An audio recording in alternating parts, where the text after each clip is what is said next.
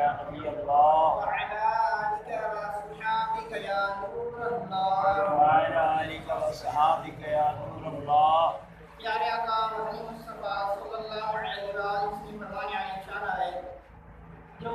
एक बार दो बार पढ़ो अल्लाह अज़्ज़ व जल्ल ने रहमत नाज़िल फरमाएंगे। सुभान अल्लाह। या वली करम नवाज़िया ऐं सिर्फ रहमत या नेकियूं न बल्कि इन सां गॾो गॾु अल्लाह तबारक व तआला जो मुस्लमानी मथां इहो बि एहसान आहे जो हिकु बार दुरूद पाक पढ़ण सां उनजा 10 गुनाह बे मिटाया वञनि था ऐं इन सां गॾो गॾु उनजा 10 दर्जा बुलंद बे कया वञनि था। इहा पंहिंजे मथां अल्लाह तबारक व तआला जी करम नवाज़ी आहे। तो जेॾी महिल पाण खे टाइम मिले अगरि इंसान आहे विसरी वञे थो त यादि करण सां फौरन दुरूद पाक पढ़ंदो रहे मुफ़्त में सवाब मिलंदो रहंदो ऐं नेक त नेकियुनि जा अंबार थींदा पर गुनाह जो वॾो मामिलो आहे वॾो मसइलो आहे बिना तौबा करण जे गुनाह मिटाए वञनि था। सुभान अल्लाह। हालांकि गुनाह जेके बि गुनाह जो तौबा करण खां सवाइ माफ़ न थींदा पर दुरूद पाक पढ़ण सां मुफ़्त में यानी तौबा करे भी कोन थो बंदो पर तब अल्लाह तबारक व तआला करम नाज़िल थींदा उनजा गुनाह मिटाया वञनि था। सुभान अल्लाह।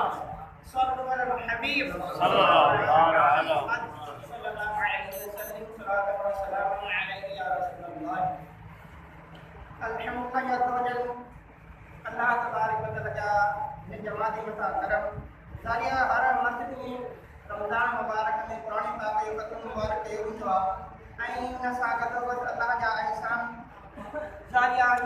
हिकु एहसान आहे जो अल्लाह तबारक व तआला जे बंदे मिठड़े ऐं प्यारे आका मदनी मुस्तफ़ा जे प्यारे प्यारे भाउ यानी मौला अली शेर खुदा करमल्लाह जो करीम खे अल्लाह तबारक व तआला हबीब मदीने वाले साईं सल्लल्लाहु अलैहि वसल्लम पंहिंजो भाउ सॾियो ऐं अॼोकी राति यानी अॼोकी यकीन तारीख़ राति आहे ऐं हीउ जेको टाइम आहे अॼोकी राति ऐं सुभाणे को ॾियारो ऐं 24 कलाक जेको सो आम दुनिया में इमाम अली अलैहिस्सलाम जो शहादत वारो ॾियारो मल्हायो वेंदो आहे। सुभान अल्लाह। इंशाअल्लाह अज़्ज़ व जल मौला अली शेर खुदा करमल्लाह वजह करीम जे बारे में भी कुछ ॿुधंदासीं ऐं इंशाअल्लाह अज़्ज़ व जल हीअं तारीख़ त कुझु पाण चंद ॻाल्हियूं ॿुधूं ऐं सिखण जी कोशिशि कयूं। वरी बयान त बयान थींदा रहनि था पर काश अल्लाह ताला पाण खे सबक हासिल करण वारो बनाए। सुभान अल्लाह। सल्लल्लाहु अलैहि हबीब सल्लल्लाहु अलैहि अल्लाह तबारक व तआला जे हबीब मदीने वाले साईं सल्लल्लाहु अलैहि वसल्लम न्याणो ऐं भाउ ॿिया मौला अली शेर खुदा करमल्लाह जो करीम बीठा हुया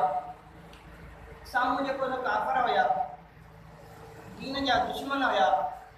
ऐं उन्हनि सां उन्हनि जे साम्हूं काफ़रनि अची करे हिकिड़े फ़क़ीर सदा आहिनि त मूंखे जेको सो राय खुदा में ॾियो ऐं उन्हनि पलीदनि खे इहा ख़बर ज़ारी तरह ख़बर हुई त अहले बैत वटि कुझु बि न आहे हालांकि पंहिंजो ईमान आहे अहले बैत वारा जेके बि हुया सिर्फ़ु हिकु या ॿ न जेको जेको चाहिनि पूरी दुनिया उन्हनि जी हुई जबल जे लाइ सहूलियत चाहिनि त जबल सहूलियत थी सघे पर ज़ारी तरह कुझु बि न हुयो। उन्हनि काफ़रनि अल्लाह मौला अली शेर खुदा करमल्लाह वजह करीम जी की ईअं पाण न चवणु घुरिजे पर हिकिड़े क़िस्म जी तौहीन ईअं सां मौला अली जा इशारो कंदे उन्हनि रवानो कयो त वञो इन खां निकिरो ऐं उनखे इहा पक हुई त मौला अली जो कुझु बि न हूंदो ऐं हीउ ख़ाली हथ मोटी ईंदो पर मौला अली शेर खुदा करमल्लाह वजह करीम सामने में पहुता फ़क़ीर पहुतो त मौला अली शेर खुदा रज़ी अल्लाह तआला अन्हु दुरूद पाक पढ़ी करे उन मुठीअ ते मुठी दम कयो ऐं हथ बंदि करण लाइ चयो ऐं दम कयो ऐं फरमायो त वञ ऐं काफ़र जे साम्हूं जिन मोकिलिया उन साम्हूं वञी करे सुभान अल्लाह काफ़र जे साम्हूं ख़ाली हथ हुयो बंदि करे वियो उते खोलियाई त अल्लाह तबारक व तआला करम सां उन में दीनार ठहियल हुयो। सुभान अल्लाह। इन बि हिकिड़ी करम नवाज़ी आहे पंहिंजी सम्झ जो मतिलबु इहो आहे त मौला अली शेर खुदा या इमाम हसन या इमाम हुसैन अलैहिस्सलाम या बीबी फातिमा ज़हरा रज़ी अल्लाह तआला अन्हा या नबी करीम सल्लल्लाहु अलैहि वसल्लम जीअं चाहिनि जेको कुझु करनि करे सघा थी पर ज़ाहिरी तरह इहो जेको पॉलिसी हुई अल्लाह तबारक व तआला जो मंशूर हुयो ऐं अहले बैत हुया जो अल्लाह तबारक व तआला ज़ाहिरी तरह उनजे क़ज़ा में न हुया ज़ाहिरी तरह हक़ीक़त में सब कुछ हुयो, हक़ीक़त में सब कुछ हुयो, पर ज़ाहिरी तरह जेको हुयो सो हुननि अल्लाह तबारक व तआला जो वॾे वॾी दौलत ईमान आहे, पर वॾे वॾी दौलत क़ुरान पाक आहे, जेको क़ुरान पाक अहल बैत सां गॾु हुयो ऐं न को अहल बैत क़ुरान पाक खां जुदा हुया, न ई वरी क़ुरान पाक अहल बैत खां जुदा हुयो। यानी जिथे बि हुया हर मोड़ ते करबला ते अचूं त करबला में बि क़ुरान पाक हुयो, क़ुरान पाक करबला वारनि सां गॾु हुयो, ऐं न त उते वरी जुदा हुया माअज़ल्लाह, उते त तकलीफ़ूं ऐं परेशानी हुई ऐं क़ुरान पाक जुदा न, मुंहिंजा मिठा प्यारा इस्लाम वारो, जिते बि हुयो अहल बैत जिते बि हुया उते क़ुरान पाक हुननि सां गॾु हुयो ऐं अहल बैत क़ुरान पाक सां गॾु हुयो।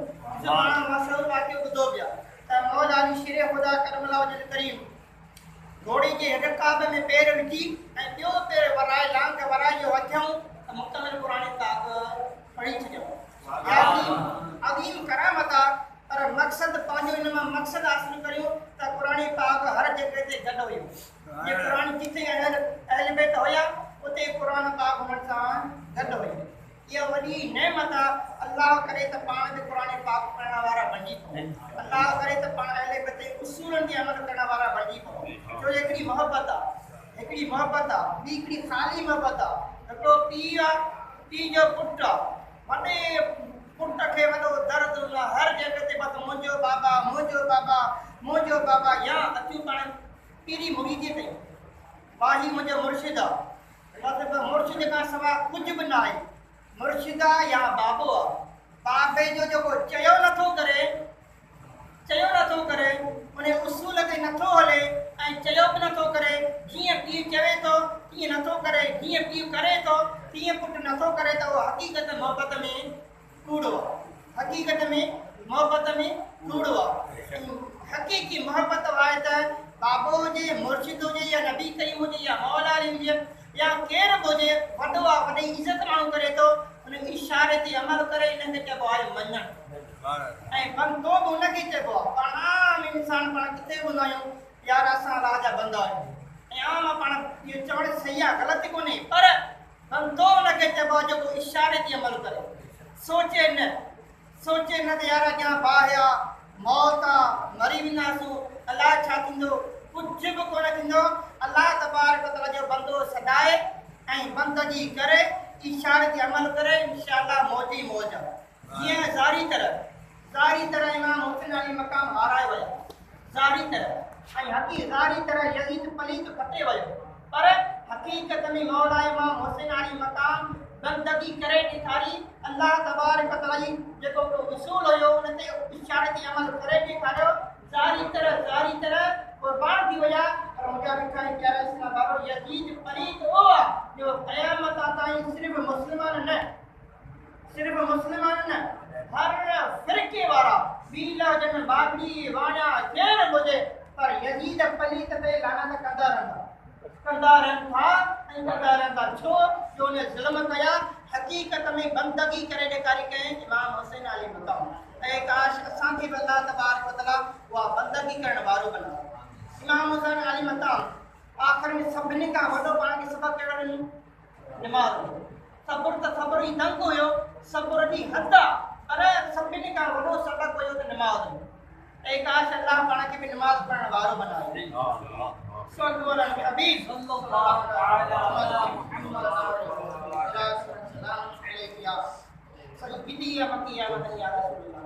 मिठड़ो प्यारो मौला अली शेर ख़ुदा करमला वजल करीम ज़ाहिरी तरह पैदा थिया। इहो पाण मुस्लमान ईमान हुअणु घुरिजे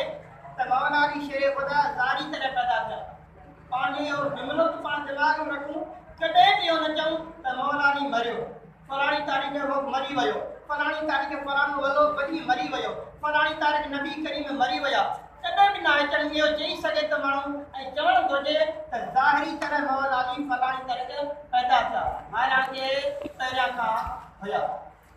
इमाम मौला अली शेर ख़ुदा करमला वजल करीम फलाणी तारीख़ यानी रमज़ान जी 1 तारीख़ ज़ाहिरी तरह पर्दो कयो, ईअं न चवणु घुरिजे मरी विया, फोत त न, ज़ाहिरी तरह पर्दो कयो आहे। जेको अल्लाह जी मंशूर हुयो, जेको उसूल आहे त हर बंदे खे ज़ाहिरी तरह पर्दो करणो आहे। नबी हुजे, वली हुजे, इमाम हुजे, केर बि आहे हुनखे शहादत जिन मुक़दर में आहे उहो शहीद ठाहिणो थींदो ऐं जो टाइम पूरो करणो आहे उनखे ज़ाहिरी तरह पर्दो करणो आहे। मरंदो मर्दूद आहे, मोमिन नाहे मरंदो, आम मोमिन नाहे मरंदा त सभिनी खां वधीक मज़बूत तरीन असांजा इमाम आहिनि, सभिनी खां वधीक मज़बूत तरीन अहले बैत आहे, सभिनी खां वधीक मज़बूत तरीन तव्हां असांजो आका मदीने वारो मुस्तफ़ा सल्लल्लाहु अलैहि वसल्लम आहे। ज़ाहिरी तरह मौला जी शेरे ख़ुदा करम वजल करीम ज़ाहिरी तरह पैदा थिया ऐं पाण सभिनी ॿुधा त कैबत ला पाक में अंदरि पैदा थिया ऐं इन खां बाद टे ॾींहं थी विया, टे ॾींहं गुज़री विया त मौला जी शेरे ख़ुदा करम वजल करीम जूं नूरानी अखियूं न खोलियूं। टे ॾींहं थी विया, अखियूं न पिया खोलनि। मदनी करीम सल्लल्लाहु अलैहि वसल्लम अबू तालिब जे घर में आया, मौला जी जे घर में आया। गाड़िया मौला जी उन ज़ाहिरी तरह पैदा थिया पर उन घर में आया त मौला अली शेर ख़ुदा करम वजल करीम खे जंहिं नबी करीम सल्लल्लाहु अलैहि वसल्लम खयों त ओॾी महिल मौला अली शेर ख़ुदा पंहिंजी अखियूं मुबारक खोले करे नबी करीम जो दीदार कयो। टे ॾींहं थी विया, छो अखियूं बंदि हुयूं? ज़ाहिरी माउ आहे, पीउ आहे, जंहिं पेट में रखियो उहा बि माउ आहे पर करे ॾेखारियईं नबी खां सवाइ कुझु बि न आहे। नबी करीम असल नूर आहे, नबी करीम असल नूर आहे, नूर अला नूर आहे, ख़ाली नूर न आहे, नूर अला नूर आहे। नबी करीम जे नूर मां हर शइ पैदा थी, हर शइ पैदा थी। त उन नबी करीम सल्लल्लाहु अलैहि वसल्लम जो जंहिंमें मौला अली दीदार कयो उन खां बाद पंहिंजूं अखियूं मुबारक खोजनि। अली जे शान आइला जो करे आजिज़ बयान कहिड़ो, अली जे शान आइला जो करे बंदो बयान कहिड़ो, कई कुरान में जंहिंजी सना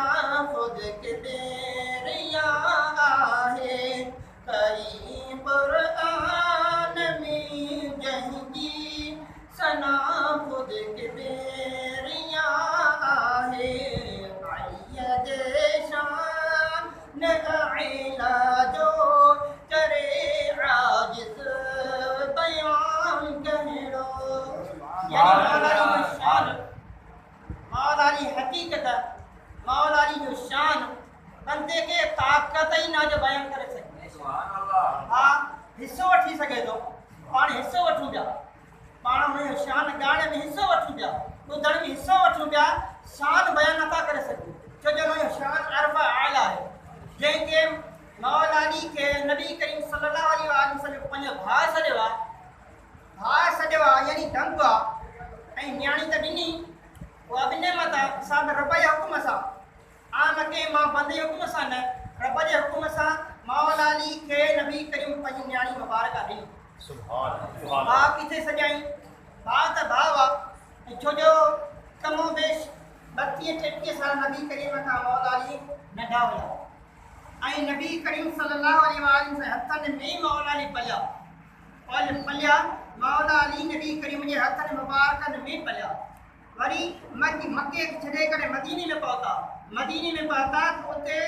जंहिंमें मौला अली नबी करीम सल्लल्लाहु अलैहि वसल्लम सभई असहाबी जेके मुहाजिर हुया, जेके अंसार हुया, यानी जेके मुहाजिर चइबो हुनखे जेको लॾे अचे हिजरत करे अचे त जेके मुहाजिर हुया मके मां लॾे मदीने में आया ऐं उते जेके अंसार हुया, अंसार ऐं हिकु मुहाजिर हिकु अंसार नबी करीम सल्लल्लाहु अलैहि वसल्लम भाउ बनायो।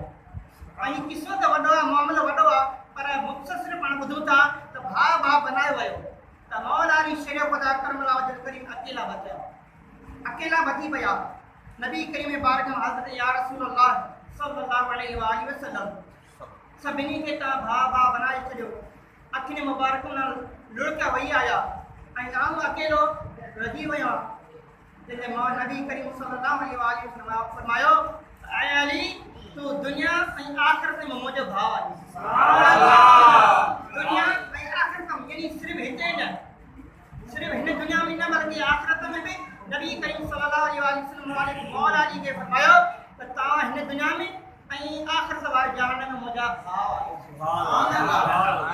अल्लाह तबारक व तआला जी याकी करम नवाज़ी हुई ऐं ज़ारे घरानो ऐं अरफा आला घरानो अल्लाह ताला हर मुस्लमान के जंहिंखे अदब चइबो आहे अल्लाह उनखे ॾाढो पाण खे अदब करण वारो बनायो अदब सॾाइण वारा घणा असांखे अदब आऊं मोहबत करियां थो फलाणे सां ॾाढी मोहबत करियां थो पर जेको मूं मिसाल तव्हांखे ॿुधायो त मोहबत जो उहो सूड़ो आहे जेको उन इशारे ते अमल नथो करे अल्लाह तबारक व तआला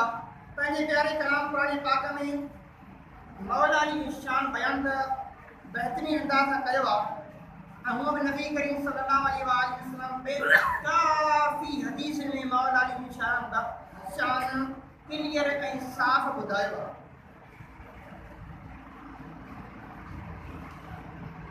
नबी करीम सल्लल्लाहु अलैहि वसल्लम जो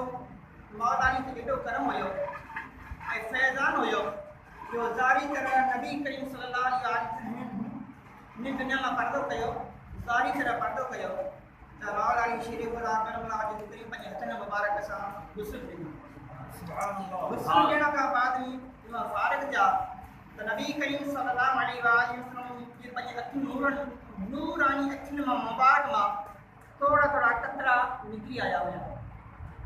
हुया या पानी वाला हुया पर मौला अली शेर खुदा करम अल्लाह जो करीम पंहिंजे चपन मुबारक सां चूसिया सुभान अल्लाह चूसण सां सब कुछ समझ सब कुछ अची वियो सुभान अल्लाह ज़ारी पानी हुयो पर हकीकत में सब कुछ राज सब अंदर में अची विया ये भी अता है अल्लाह तबारक व तआला अता हुई मौला अली ते बल्कि नबी पाक सल्लल्लाहु अलैहि वसल्लम के वसीले से हुजूर अकरम सल्लल्लाहु अलैहि वसल्लम नबी करीम सल्लल्लाहु अलैहि वसल्लम मौला अली शेर खुदा करम अल्लाह वजह करीम के न्याणी मुबारक अपनी और जी में बीबी फातिमा ज़हरा रज़ियल्लाहु तआला अन्हा जी उम्र मुबारक 15 साल हुई यानी 15 साल ऐं मौला अली शेर खुदा करम अल्लाह वजह करीम की उम्र तकरीबन 21 साल हो 21 साल तकरीबन 21 साल हुई ऐं शादी कॾहिं थी हुई मके मां लॾे करे आया मदीने में ऐं 2 साल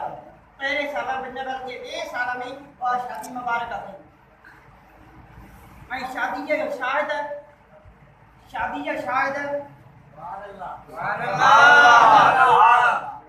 शायद कूड़ो त शायद फिरी वियो शायद कूड़ो शादी थोड़ी नबी पाक जा यार मौला अली जा यार शादी जा शायद हुया ऐं काश अल्लाह ताला पाके इन सभिनी जो अदब एहतराम करण वारो बनाए आमीन पाणी पाण में एॾी मोहबत हुई ऐं नबी करीम सल्लल्लाहु अलैहि वसल्लम नबी चईं यारनि हवाले सां साफ़ ॿुधायो आहे ऐं बल्कि क्लियर ॿुधायो आहे त छा हक़ीक़त हुई नबी करीम सल्लल्लाहु अलैहि वसल्लम फरमायो आम हदीस ॿुधाई आम नबी पाक जो फरमान ॿुधायो न पर हालांकि ये हिकिड़े क़िस्म जो हिस्सो आहे नबी करीम सल्लल्लाहु अलैहि वसल्लम फरमायो त आम इल्म जो शहर है ऐं दरवाज़ो मौला अली है ठीक है शहर है की जगह है ये की जगह है और जगह के दरवाजे की जरूरत है पर दरवाजे का पहला दीवार नहीं दीवार के बाद में छतरी छित का कोई दरवाज़ो ठीक है इन हिसाब से अपन हदीस में बात का बुझो था नबी करीम सल्लल्लाहु अलैहि वसल्लम फरमायो मां इल्म जो शहर आयो ऐं मां ऐं हज़रत अबू बकर सिद्दीक़ रज़ियल्लाहु तआला अन्हु उन जो बुनियाद सुभान अल्लाह अबू बकर सिद्दीक़ उन शहर जो बुनियाद ना है त शहर ना है ऐं जगह केडी मस्जिद हुजे जो हुजे मदरसो हुजे घर वारी जगह हुजे केड़ो थंब पाण ठायूं था बुनियाद मजबूत आहे त पोइ चारई पासा वज़न रखो त खणी सघे थो बुनियाद कच्चो आहे पोइ जगह बीहंदी न इल्म जो शहर कहिड़ा नबी करीम सल्लल्लाहु अलैहि वसल्लम। उनकी बुनियाद हज़रत अबू बकर सिद्दीक़ रज़ियल्लाहु तआला अन्हु। ठीक है, बुनियाद आयो हाणे बुनियाद मथा दीवार मौला हज़रत अबू बकर उमर फारूक रज़ियल्लाहु तआला अन्हु उनी दीवार है। सुभान अल्लाह। ऐं जो प्यारो साईं उस्मान गनी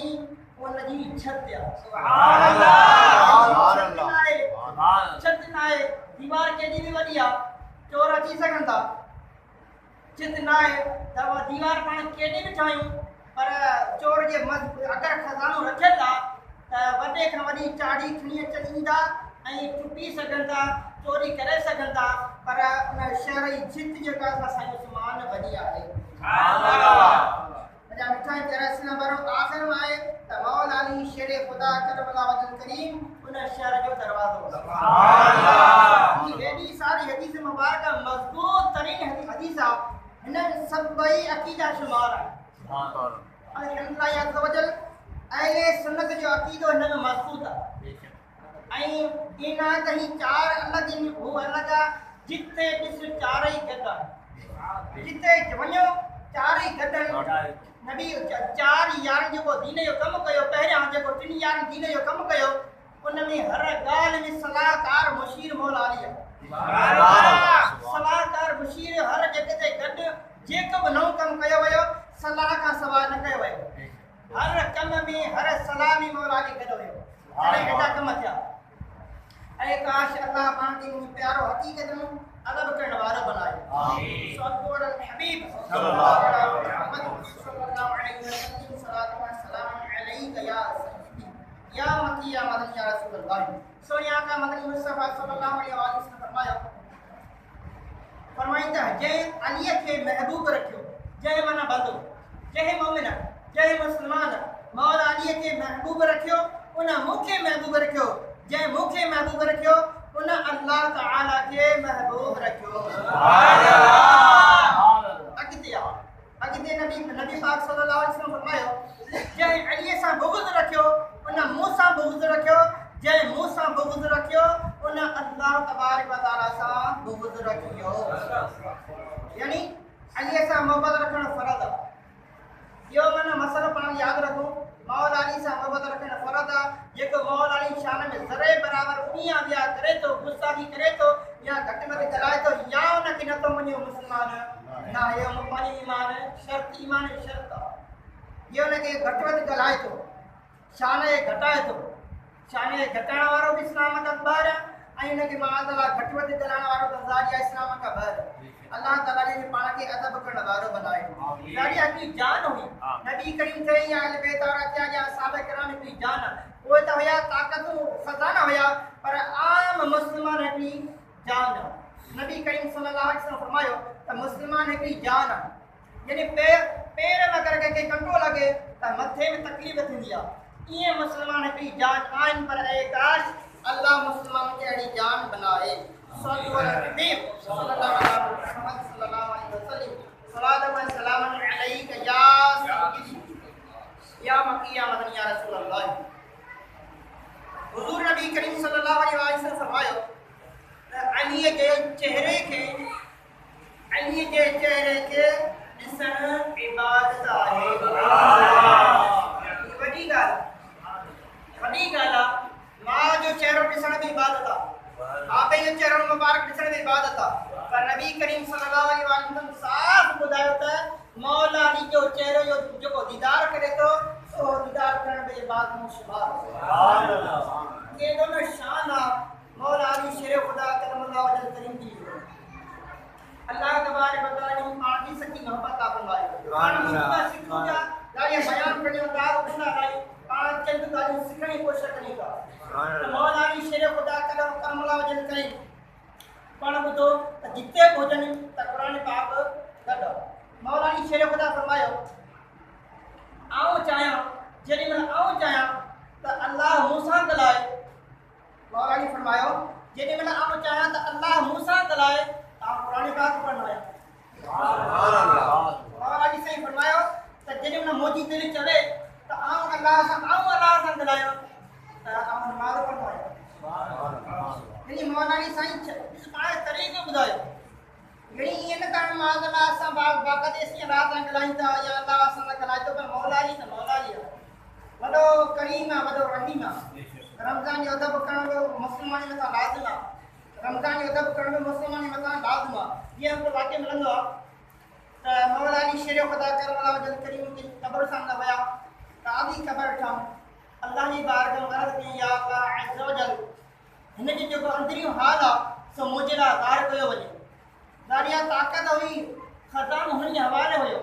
दुआ घुरायूं अल्लाह तबारक व तआला करम सां पर्दा हटी विया ऐं जनाज़ो अंदरि त बाहि में हुयो बाहि में सड़ी रहियो आहे सड़ड़ा कयनि या अली करम फरमा या अली बाहि में सड़ा पियो करम फरमा पंहिंजे मौला अली आहे दिल में तकलीफ़ थी ग़मगीन थिया दुआ घुरियऊं या अल्लाह अज़्ज़ व जल हिन ते करम फरमा आवाज़ आयो ऐं अली हिन जे लाइ दुआ न करियो ऐं अली हिन जे लाइ दुआ न करियो छो जो ये रमज़ान ॾींहं जो रोज़ा रखंदो हुयो ऐं राति जो गुनाह कंदो हुयो ॾींहं जो रोज़ा रखंदो हुयो यानी इबादत कंदो रोज़ो रमज़ान मुबारक आहे रोज़ो आहे अल्लाह असांखे रोज़ो रखण वारो बणाए मौला अली जो फरमान आलिशान आहे मौला अली साईं फरमायो त जेको रोज़े में यानी भुखियो रहे थो उन्यारो रहे थो उहो रोज़ो न आहे उनखे रोज़े सां को बि वासो न आहे त एकाश अल्लाह पाण खे बाक़ाइदे उहो रोज़ो रखणु सही तरह रोज़ो रखण वारो बनाए ख़ाली पेट बुखी रखण सां रोज़ो न थींदो आहे रोज़ो हथनि जो रोज़ो अलॻि आहे पेरनि जो रोज़ो अलॻि आहे नज़र जो रोज़ो अलॻि आहे दिमाग़ जो रोज़ो अलॻि आहे पूरे यानी शहवत जे हवाले सां बल्कि हर उज़्व जो रोज़ो अलॻि आहे पेट जो अलॻि रोज़ो आहे ज़ुबान जो अलॻि रोज़ो आहे नक जो रोज़ो अलॻि आहे गंदी नीयत सां नक यार नक सां का ज़िना थींदी आहे बंदो गौर करे यार नक सां का ज़िना थींदी आहे पर नक सां बि ज़िना थींदी आहे ज़ुबान सां ज़िना थींदी आहे अखियुनि सां ज़िना थींदी आहे कननि सां ज़िना थींदी आहे ज़िना असां आम इंसान खे इहा सोच आई आहे पर ज़िना जेका असां शर्मगाह जी मुलाक़ात थींदी उहा ज़िना थींदी न मुंहिंजा मिठा प्यारा सिंध ॿारो ज़िना हर उज़व जी अलॻि आहे नक सां ज़िना इहा आहे अगरि का नौजवान छोकिरी बिल्कुलु साइड खां मटे थी ख़ुशबूदार आहे गंदीअ नियत सां उन ख़ुशबू सूंघंदो या ज़िना या नक ई ज़िना आहे कन ई ज़िना इहा आहे जो माज़अल्लाह ग़लति ॻाल्हियूं ॿुधे कंहिं अहिड़े माण्हूअ सां शहवत जे हवाले सां ग़लति ॻाल्हियूं ॿुधे ऐं आज आम फिल्मूं ड्रामा थी विया आम फिल्मनि में सभु कुझु हले पियो नज़र ई ज़िना इहा आहे त पढ़ाई न जंहिंसां निकाह जाइज़ आहे उन सां ॻाल्हाइणु ज़िना आहे शहवत जे हवाले सां आम न शहवत जे मसइलनि मां लज़्ज़त जे हवाले सां उन सां ॻाल्हाईंदो ज़ुबानी ज़िना आहे नज़री ज़िना आहे यानी जंहिंसां निकाह जाइज़ आहे उनखे हथु ॾियणु जंहिंसां निकाह जाइज़ आहे उनखे हथु ॾियणु नाजाइज़ आहे जंहिंसां निकाह नाजाइज़ आहे उनखे हथु ॾियणु जाइज़ आहे सभु वारो जुमिलो ऐं जंहिंसां निकाह जाइज़ आहे पर्दो न थिए यानी सौटी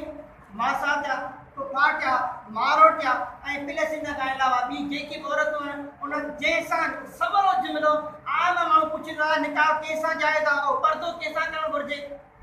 आम पुछंदा माण्हू अलाह ने पर्दो कंहिंसां करणु जाइज़ आहे कंहिंखां पर्दो न कजे सवलो जुमिलो आहे जंहिंसां निकाह जाइज़ आहे उन खां पर्दो करणु फ़र्ज़ु आहे जंहिंसां निकाह नाजाइज़ आहे उन खां पर्दो नथो करे सघे अगरि करे त न त न कंदो ख़ैर आहे यानी मामी आहे मासी आहे पुफी आहे चाची आहे माउ आहे भेण आहे ॾाॾी आहे नानी आहे इन्हनि सां निकाह न थींदो आहे उन सां पर्दो नथो न करे त ख़ैर आहे को मसइलो कोन्हे ॾाॾी बि माउ आहे नानी हुई नानी आहे ॻाल्हि ख़तमु नानी जी ॻाल्हि यादि आई त मौला अली शेर ख़ुदा करम अला वजल करीम जो नालो हैदर आहे मौला अली जो नालो हैदर कंहिं रखियो मौला अली जो नालो हैदर पंहिंजी माउ रखियो मौला अली जो नालो हैदर पंहिंजी माउ रखियो पर मौला अली जो नाना नालो बि हैदर आहे मौला अली जो नाना नालो बि हैदर आहे मौला अली जी प्यारी प्यारी घरवारी हसनैन करीम जी माउ जो नालो बीबी फातिमा आहे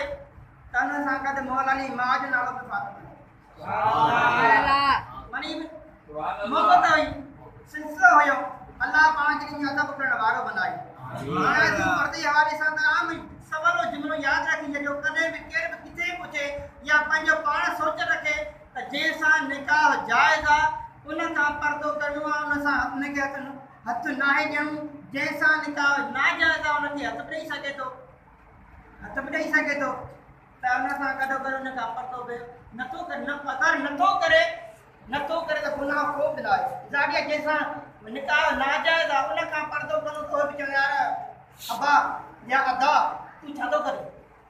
ॾाॾो आहे ॾाॾी आई नानी आई मासी आई पुफी घर में आई त ॻाल्हि हुन ते बंदो उहे चई सघनि था हीउ पर्दो कंदो बिल्कुलु बंदो आहे हथ नथो ॾे चाहे हथ ॾियणु जाइज़ कोन्हे ऐं इहो बि यादि रखो त जंहिंसां निकाह जाइज़ आहे उनखे हथ ॾियण वारनि जे लाइ स्पेशल अदाब पर अॼु असां उन ॻाल्हि खे विसारे छॾियो आहे उन ॻाल्हि ते असांजो गौर कोन था करियूं यार हीउ बि कहिड़े क़िस्म जो बंदो आहे असीं घर में आयासीं असांखे हथ कोन ॾिनई का सौट घर में आई का पाट घर में आई बंदे हथ ॾियण खां पासो कयो हू चवंदी यार ॾिस घर वियासीं हथ कोन ॾिनई पर मुस्लमान आहियूं पाण भार आहियूं चलो मासा थिया पुफा थिया माइट थिया घर जा माण्हू आहियूं त परे खां नज़र झुकाए सलाम करे सघे थो नज़र झुकाए इन नज़र फिट करे पोइ सलाम करे सघे थो न नज़र झुकाए सलाम कलाम करे सघे थो ऐं उन खां बाद माण्हू इन त बि ही रहे कचरी करण न अल्लाह ताला पाण खे अदब एहतराम करण वारो बनाए सल्लल्लाहु अलैहि हबीब सल्लल्लाहु अलैहि वसल्लम सलातु व सलाम अलैका या सय्यदी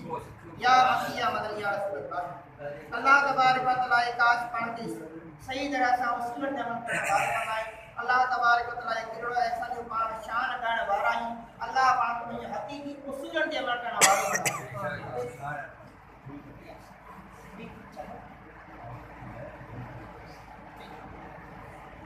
अल्हम्दुलिल्लाह या रोज़ पाने उठो पे कुरानी पाक नेमत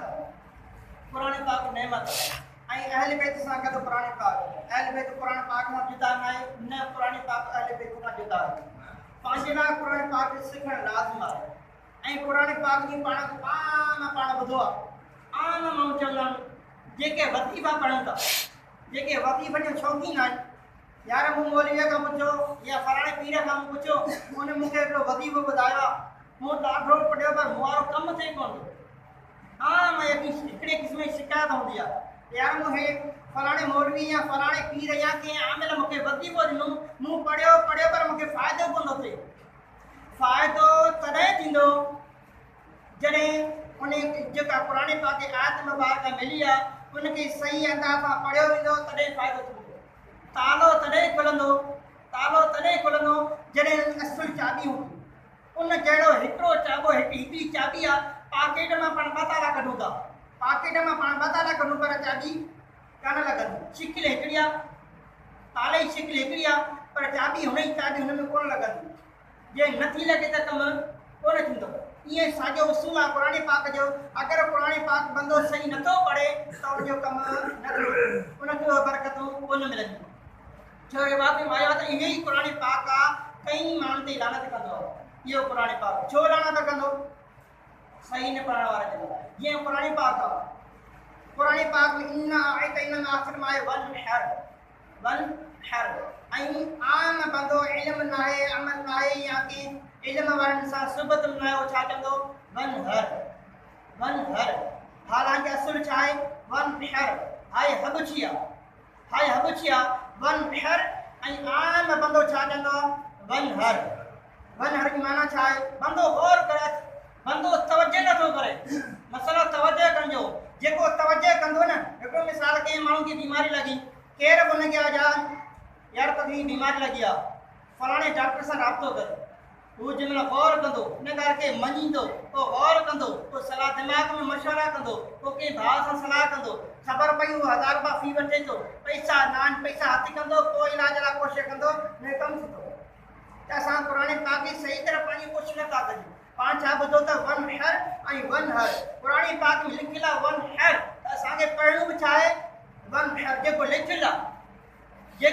आहे उनखे मुंहिंजो नालो दाऊद आहे मूंखे कहिड़ो काशिफ़ करे सॾु करे ऐं सॾु कोन कंदो जवाब ई कोन ॾींदो ऐं जवाबु ॿिए खे सॾु कंदो हूंदो भले मूंडे सॾ पियो करे हथ बि खणे पियो तव्हांजी छा ॿियो पवंदो आउं त कोन आहियां त क़ुर पाक में लिखियलु आहे वन हर बंदो पढ़े वन हर जी माना छा आहे क़ुर्बानी कर वन हर माना क़ुर्बानी हवाले सां मौज़ू आहे वन हर क़ुर्बानी कर वन हर माना अञा जड़कू ॾे वन हर अञा जड़कू ॾे कुल हु अल्लाहु अहद आई हबचिया अहद ई माना अकेलो आहे आम असीं छा चवंदा आहियूं अहद माना बुज़दिल हुनम छा मतलब छा कुल हु अल्लाहु अहद चए त अल्लाह हिकिड़ो आहे कुल आप सब टुब कना रहो कुल इन न कुल ना है कुल ऐं असां या खबर ना है कुल छाए त कुल हु अल्लाहु अहद चए त अल्लाह हिकिड़ो आहे बंदो छा चवंदो अगर हू चवण सही बि सिखी वियो कुल हु अल्लाहु अहद चए त अल्लाह बुज़दिल नाज़ल पानी मतलब ॿियो कोन्हे नियत या न आहे त असीं चऊं अल्लाह बुज़दिल न पर हुन जेको लिखियलु आहे कीअं असांखे पढ़णो पवंदो आम सलाम चयो वेंदो हिकिड़े माण्हू चयो अस्सलामु अलैकुम आम जवाबु छा हूंदो आहे मूं सां अर्ज़ु कयो त पाण कुझु सिखणो आहे थोरो आप बंदो छा चवंदा वालेकुम सलाम कंहिं किताब में लिखियलु आहे छा वालेकुम सलाम कंहिं किताब कोन लिखियलु अजीब ॻाल्हि आहे पूरी दुनिया ॻाल्हाए पई वालेकुम सलाम चए थो छो कोन लिखियलु किताब में लिखियलु जेको आहे वालेकुम सलाम ऐन लिखियलु आहे हिते बोर्ड लॻा हुजे न तव्हांखे सवलो करे ॿुधाइजे त ऐन हीअं आहे अलिफ जा पाण छा चवंदा वालेकुम सलाम वाह अलिफ ज़बर वाह अलिफ ज़बर वाह लामिया ज़बर ले वालेकुम सलाम हालांकि वालेकुम सलाम ना है वालेकुम सलाम अरबी लहजे में तो वालेकुम सलाम नथो अचे त चलो सिंधी में सही आहे उर्दू में सही आहे वालेकुम सलाम पर ऐन के ज़बर क्लियर आहे वालेकुम सलाम पर बंदो छा चवंदो वालेकुम सलाम कई चङा भला अणपढ़िया वीचारा अणपढ़िया पर पढ़िया लिखिया कई असां फोन ते कॾहिं को कंहिंखां राब्तो थींदो अस्सलामु अलैकुम वालेकुम सलाम ॿियो त आम फोन ते पढ़िया लिखिया हेलो मुस्लमानी तरीक़ो न आहे मुस्लमानी तरीक़ो कहिड़ो आहे नबी पाक फरमायो त ॻाल्हाइण खां सलाम खां पहिरियां कलाम खां पहिरियां सलाम कयो नबी पाक क्लियर ॿुधायो त ॻाल्हाइण खां पहिरियां सलाम कयो सलाम कहिड़ो अस्सलाम वालेकुम नथो अचे सलाम त जुगाड़ हली वेंदो सलाम न चवणो अस्सलामु अलैकुम मूं काल कई आहे अस्सलामु अलैकुम मूं काल कई आहे हाणे अॻिलो तो कटींदो वो पैसा कंहिंजा कहिड़ा मुंहिंजा जेको पहिरियां सलाम माराईंदो 90 नेकियूं उनखे मिलंदियूं जेको पहिरियां सलाम माराए पैसा मुंहिंजा कहिड़ा काल मूं कई अॻिले कटो यकदमि अस्सलामु अलैकुम 90 नेकियूं खणी वयो पैसा मुंहिंजा कहिड़ा ख़र्च कहिड़ो अचे ख़र्च मुंहिंजो पैसा मुंहिंजा कहिड़ा काल मूं कई अॻिले चयो अस्सलामु अलैकुम 90 नेकियूं मिलियूं अञा कटींदो हेलो यो मुस्लमानी तरीक़ो ना है अल्लाह पाक के इस्लाम के उसूल ते अमल करण वारो बनाए अल्लाह तबारक व तआला सही तरह से कुरान पाक पढ़ने की तौफीक अता फरमाए अल्हम्दुलिल्लाह अज़्ज़ व जल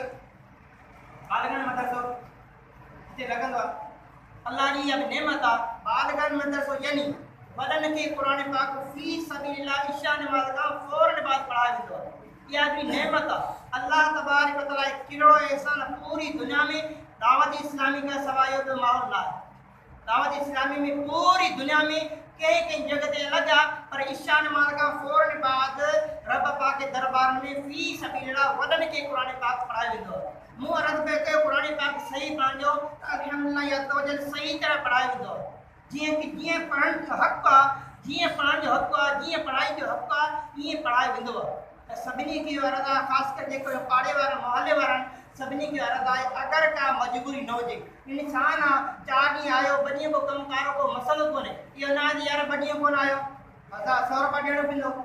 2 ॾियारा कोन आयो 200 रुपया ॾियणा पवंदा ॾंडो न मुंहिंजा वीचार प्यारा सवाल दुनिया सां गॾु दीन सिखणो आहे ऐं दीन जी बुनियाद क़ुरान पाक दीन जी बुनियाद क़ुरान पाक आहे त जेके ख़ासि करे पाड़े वारा छा जेके ते पाण मौजूद आहियूं अगरि को क़ुरान पाक नाहे पढ़ियो अगर कुरान पाक नाहे पढ़ियो तो पुरानी कोशिश करो तव्हांखे को वाक़ियो ॿुधायां थो कल कराची मलीर जो मुंहिंजो बाबा साईं कराची में रहंदा हुआ मलीर इलाइक़े में उन इलाइक़े में हिकिड़ी मस्जिद में नौजवान हिकिड़ो बयानु कयो क़ुर पाक जी बरकत जे हवाले सां। क़ुर पाक जी मौज बरकतूं मतिलबु बरकतूं छा? क़ुर पाक क़ुर जो हिकिड़े अखर पढ़ण सां 10 नेकियूं मिलियूं, गारंटी आहे। रमज़ान में उनखे 70 सां ज़रब कबी आहे। रमज़ान खां अलावा हिकिड़े अखर जे बदिले 10 नेकियूं आहिनि, पर बरकतूं ॿियूं बि आहिनि। जेको हिकिड़ो भेरो क़ुर पाक जो कुल हुवल्लाह पाक पढ़े, सूरह इखलास पढ़े तो उनखे अल्लाह ताला पूरे क़ुर पाक पढ़े सवाब अता कंदो। यासीन सगोरिया हिकिड़ो भेरो जेको पढ़े तो अल्लाह तबारक व तआला उनखे 10 ख़त्म सवाब अता कंदो। पर ए बरकतूं कंहिंखे मिलंदियूं?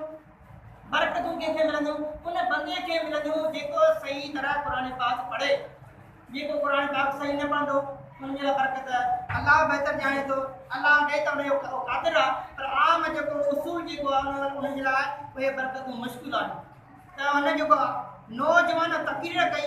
क़ुर पाक जी बरकतूं ॿुधायूं, उन बरकतूं ॿुधाईंदे तक़रीर बज़ारिया दुआ थी, फारिग थिया, सभई माण्हू विया आहिनि। हिकिड़ो पोड़ो तक़रीबन 60 साल जो पोड़ो हुयो, वेही रहियो, पासे खां वेठो रोंदो रहियो। हुन नौजवान जेके तक़रीर खां फारिग थी करे घर में वेही करे अदब सां, बाबा साईं छा ॻाल्हि आहे, छो ग़मगीन न आहियो, छो रो पिया? हुन पोड़े आया अर्ज़ु कई, इहा ॻाल्हि कई, ॻाल्हि वॾो अर्ज़ु न कंदो, इहो पाण नंढो अर्ज़ु कंदो, वॾो हुकुम कंदो। त पर वॾी ॻाल्हि कई त बाबा तो जेको अॼु क़ुर पाक जी बरकत ॿुधायूं, हेॾा वॾा सवाब, हेॾा वॾा ढब लॻा पन, असां पोड़ा थी वियासीं, 60 साल जो पोड़ो थी वियसि, मूंखे दुख आहे, ग़मगीनी इन ॻाल्हि ते आहियां त मूं क़ुर पाक न पढ़ियो। अल्लाह असांखे बि सोच ॾे, अल्लाह पाण खे बि सोच ॾे असां क़ुर पाक सही तरह पढ़ूं। ॿारनि हुन पोड़े दर्द भरी ॻाल्हि कई, नौजवान हुनखे ज़िन बनायो, सम्झायो, अर्ज़ु कयो बाबा साईं तव्हां कोशिशि करे क़ुर पाक पढ़ो, मां तव्हांखे पढ़ायां थो। त पोड़ो छा चए, मां पढ़ी वेंदुसि, छा आउं पढ़ी वेंदुसि? नौजवान हिमत ॾियारी, जज़्बो ॾियारियो ऐं अल्हम्दुलिल्लाह इहा तवजो हुन पढ़णु शुरू कयो ऐं नौजवान दिलि सां पढ़ण जी कोशिशि कई। ऐं असुलु मसइलो अंदरां लॻंदी आहे त कमु थींदो आहे। हुन पोड़े खे अंदरां लॻी, महिनत कयई, कुझु अरसे में को साल या 2 साल में क़ुर पाक सही तरह पढ़ी वियो। जंहिंमहिल पढ़ी वियो उन ई रबई दरबार में पोड़े सां पोड़ो बि क़ुर पाक पढ़ण लॻी वियो त नौजवान में पढ़ण लॻी वियो। पहिरां जेको अणॼणो आहे, पाड़े वारो कोन्हे, उहो अचे पियो त पहिरीं पोड़े खे सलाम करे, छा वॾो उस्ताद इहो आहे, नौजवान ॿार आहे न, ऐं असुलु मौलवी या जेको पोड़ो आहे ज़ारी तरह, त मतिलबु छा हुई, अंदरां लॻी त कमु थी वई। अगरि बंदो न कंदो, मुंहिंजो चाचो हुयो, मुंहिंजे चाचे क़ुर जी तव्हां ॿुधायो सम्झाइण लाइ असांखे जज़्बो मिले, मुंहिंजो चाचे क़ुर पाक पढ़ियो, मुंहिंजी ॾाॾी उन वटि क़ुर पढ़ी, यानी पुट वॾा थिया, शादीशुदा थियो, उन क़ुर पाक पढ़ियो, पोइ उन वटि वरी जेका सा पंहिंजी माउ पढ़ी, अल्लाह जा एहसान पढ़ी वई। ऐं काश अल्लाह ताला पाण सभिनी खे सुहिणे नमूने सां बाक़ायदा उसूलनि मुताबिक़ अमल करण जी तौफ़ीक़ अता फरमाए। ऐं अर्ज़ु इहो त क़ुर पाक जे लाइ अर्ज़ु असां सभिनी खे आहे, ख़ासि करे पाड़े वारनि खे पाड़नि खां अलावा त बराए करम क़ुर पाक पढ़ण जी कोशिशि करियो। अल्लाह तबारक व तआला पाण सभिनी खे सुहिणे नमूने सां ख़ाली क़ुर पाक न बल्कि क़ुर पाक जे उसूलनि मुताबिक़ पढ़ण वारो बनाए। अल्हम्दुलिल्लाह रमज़ान खां अलावा दारे में मस्जिद में 8 ॾींहं हफ़्तावार सुन्नतनि बरोजतमा पाक थींदो आहे। तव्हां सभिनी खे इन लाइ दावत आहे। इन खां अलावा बालगा मदरसे में कोशिशि कयो, डेली पढ़ण जी कोशिशि कयो। अल्लाह तबारक व तआला तव्हां असांखे सही तरह सां क़ुर पाक पढ़ण जी तौफ़ीक़ अता फरमाए। इन सां गॾोगॾु भाई इस्लाम भाई झोली लॻाइनि, मुशरफ भाई शायदि झोली लॻाईंदा, जंहिंखां जेतिरो थी सघे राय ख़ुदा ॾियो। जो तव्हां सभिनी खे ख़बर हूंदी त दावत इस्लामी जो ख़र्चु केतिरो आहे। दावत इस्लामी जो ख़र्चु एतिरो आहे जो अल्लाह जो हलाए भाई बंदे अक़ल खां ॿाहिरि आहे। छो जो मदरसे में ॿार रहनि था, खाधे जो ख़र्चु आहे, किरोड़े जो छा पर अरबी ख़र्चु आहे, बिजली जो ख़र्चु आहे, गैस जो ख़र्चु आहे। सिर्फ़ु दावत इस्लामी जे तहत जेके पघार जेको ॾिनो हूंदो आहे पघार, सो पघार बि कमो बेशि 7 अरब आहे। कमो बेशि 7 अरब सिर्फ़ु पघार आहे। इन खां अलावा अरबें रुपया यानी खाराइण, बिजली जा बिल, गैस जा बिल, इन खां अलावा ख़र्च आहे। सो तव्हां सभिनी खे रदा जंहिंखां जेतिरो थी सघे जोड़े मुंहिंजो अलाह तबारक तआला तव्हां सभिनी खे ऐं पाण सभिनी खे ॿिन्ही जानी भलाई अता फरमाए। अलाह तबारक तआला पाण सभिनी खे वधि खां वधि दीन जी ख़िदमत करण वारो बनाए। रिवायत में मिलंदो आहे, हदीस पाक मफ़हूम आहे, आख़िरी दौर में दीन पैसे सां लॻो। इहो पाण इन ॻाल्हि खे ॿुधूं था पर गौर बि करियो। आख़िरी दौर में दीन पैसे सां हलंदो। हिन दौर में तक़रीबन तव्हां गौर करियो, हिन मस्जिद जेको नमाज़ पढ़ाए थो हुनखे पगार ॾिनो वेंदो आहे। हिन मस्जिद में जेको नमाज़ पढ़ाए थो हुनखे पगार, बिजली आहे उनजा बिल, गैस अगरि हुजी हूंदी त उनजे लाइ बि बिल। मतिलबु पैसे खां सवाइ कुझु बि न आहे। तो ॾिनो वञो आहे असीं ॾींदासीं इंशा अल्लाह अज़्ज़ व जल जो बदिलो पाण खे अल्लाह तबारक तआला ज़रूर अता फरमाईंदो। सल्लु अलल हबीब सल्लल्लाहु अलैहि वसल्लम।